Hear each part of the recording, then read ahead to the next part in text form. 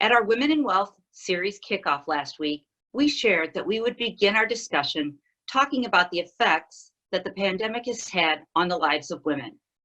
As we researched this topic, it became clear that most women's lives have been profoundly impacted by the pandemic, especially as it relates to their family and their finances. While it is almost impossible to separate these components, we're going to begin our first webcast today discussing the pandemic's effect on women and the roles that they play in their family. Family means different things to different people, depending on your life choices, where you are in your life's journey, and who you consider to be members of your family unit. But regardless of what the term family means to you, we would be hard-pressed to find a woman who is not suddenly and unexpectedly called to duty in her own family because of the effects of the pandemic. One thing is certain. When the pandemic hit in March of 2020, most women discovered very quickly just how critical they are in their own family and how dependent everyone is on them. When American societal roles have shifted in recent decades, it became abundantly clear during the pandemic that women remain the backbone of support to their families in the event of a crisis. So let's start by talking about families that have small children. With the abrupt closure of schools and childcare facilities, parents assumed additional childcare responsibilities, and this burden disproportionately fell onto women. According to Voix, an online policy research website, 32% of the U.S. workforce has a child under the age of 14, and 9.4% have a child under the age of 6. Notably, evidence shows that mothers spend more time on childcare than fathers do in two-parent households. Prior to the pandemic, according to the U.S. Department of Education, 24% of children in the United States under the age of 5 attended a daycare, preschool, pre-kindergarten, or other early childhood programming, and 60% attended at least one early childcare activity outside of their home, at least on a weekly basis.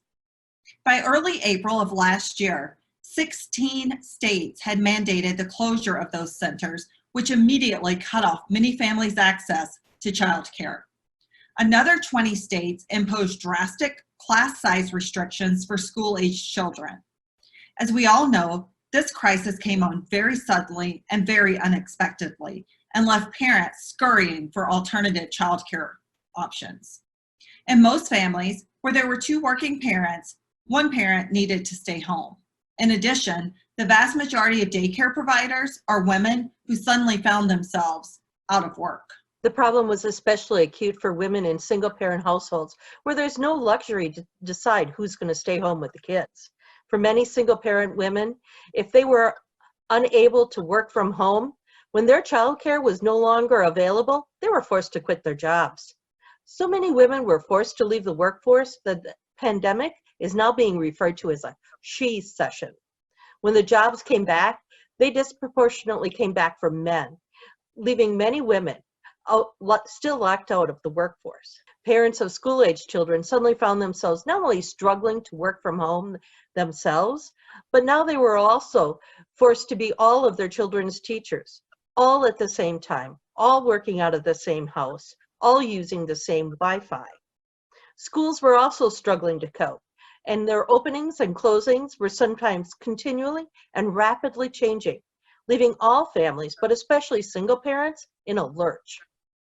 High school children and their families were particularly hard hit, as many high school children were suddenly unable to hang out with their friends, attend their sports or their school activities because they were canceled or now they were being held virtually.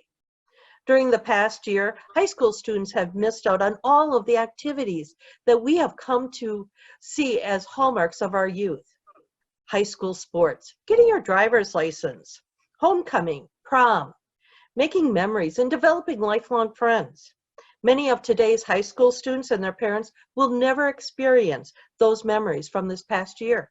For those women who consider themselves empty nesters or parents of older children that they support but who no longer live with them, They found themselves facing a multitude of pandemic-related problems, ranging from universities moving their classes online and their college-age kids returning home, and their older parents becoming isolated or ill and in need of care and support.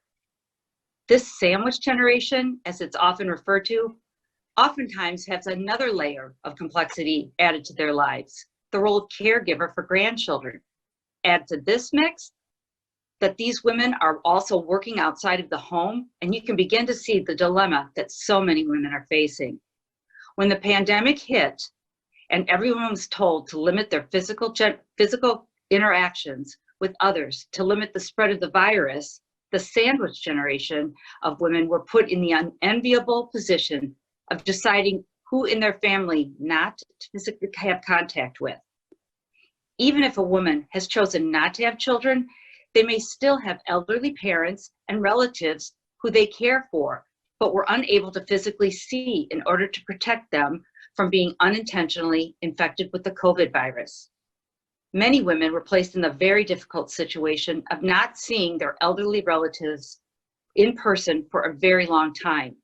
For many, it's been the entire year.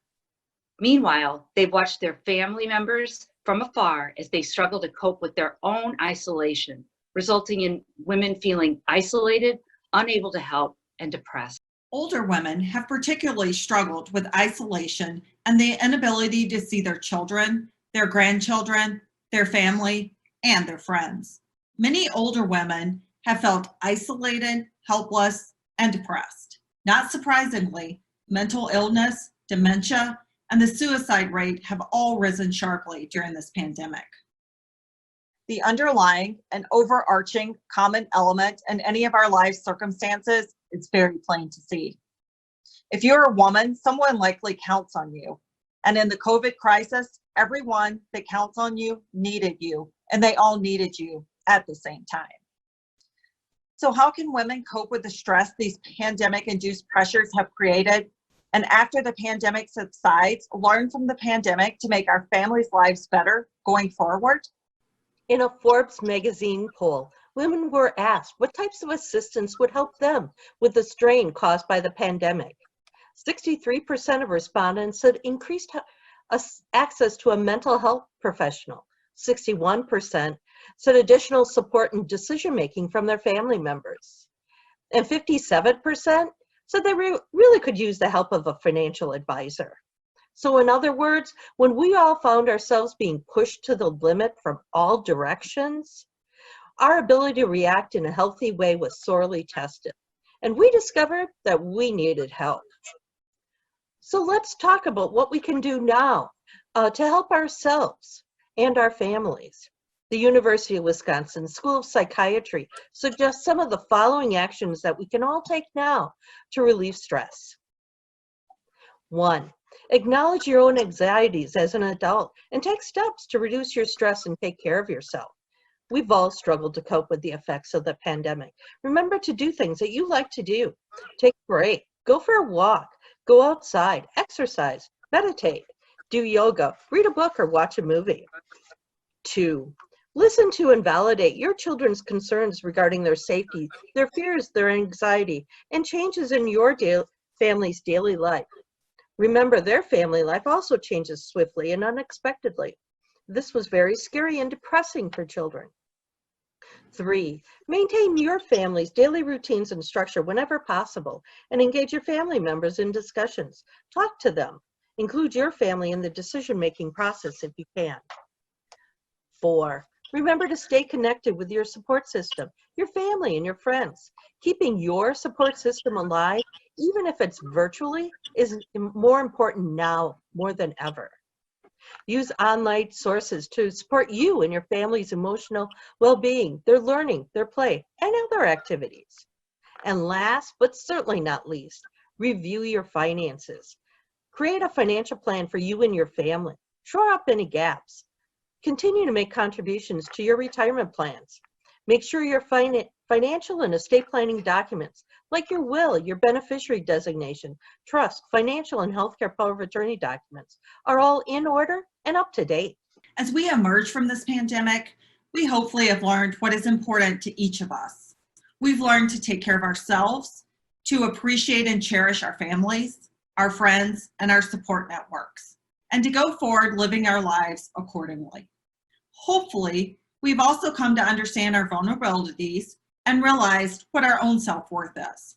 If we found our support system had some gaps during the pandemic, hopefully we're able to make those changes going forward to obtain the advice and the counsel we need to become stronger, more resilient, and to reinforce our support systems to put ourselves and our families in the position to be able to not only survive, but to thrive. As we continue our Women in Wealth series, our next topic will revolve around the impact the pandemic has had on women and their finances. In many ways, the finance discussion will be a continuation of this discussion because there are no lines of demarcation where family stops and finances begin. We hope that you found today's discussion around the pandemic and families helpful, and that you will join us next week as we continue the discussion.